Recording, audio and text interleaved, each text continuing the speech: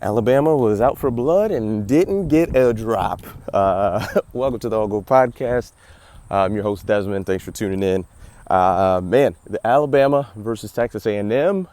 If you would have told me that game would have been a one-possession game, one-score game, and that Alabama would win by 4, I would have told you were crazy. I did a video last week talking about just how much of the motivation that Alabama would have in that game, mainly due to the Jimbo Fisher-Saban feud that happened over the summer, and it just didn't come to fruition. Alabama turned the ball over, had some penalties, missed kicks.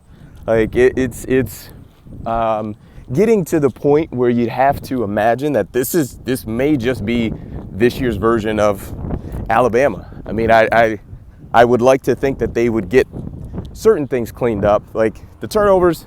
That's just kind of life. But the penalties, that is something that was a problem in the Texas game, and obviously was a problem in the Texas A&M game. Maybe it's just Texas teams, I don't know. But it's something that is a controllable. I mean, you can control, personal fouls, false starts, holdings, a little bit. You focus on your technique, etc.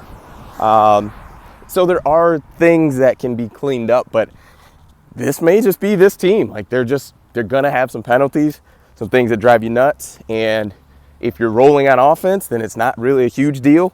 Because really, you look at it, Alabama held the A&M to 20 points, and they had two short fields? I think multiple short fields and 4 turnovers. So that's a heck of a job by the defense.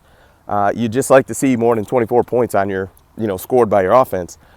I would say if you took any team in America and you said, all right, listen, you're going to play this game. You're going to have your backup quarterback in. You are going to have 4 turnovers. You are going to miss 2 kicks, have a bunch of penalties, and you're still going to win the game. I'm not sure how many teams are going to come out victorious in that. You look at, some of these teams, Texas A&M is one of them. Heck, they played App State and didn't have that bad of a situation and lost.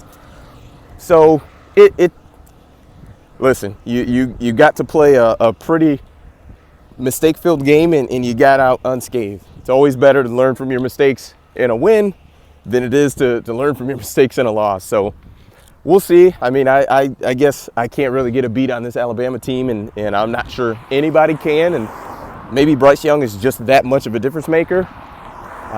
We'll see. But they got Tennessee this week, and that is going to be no joke.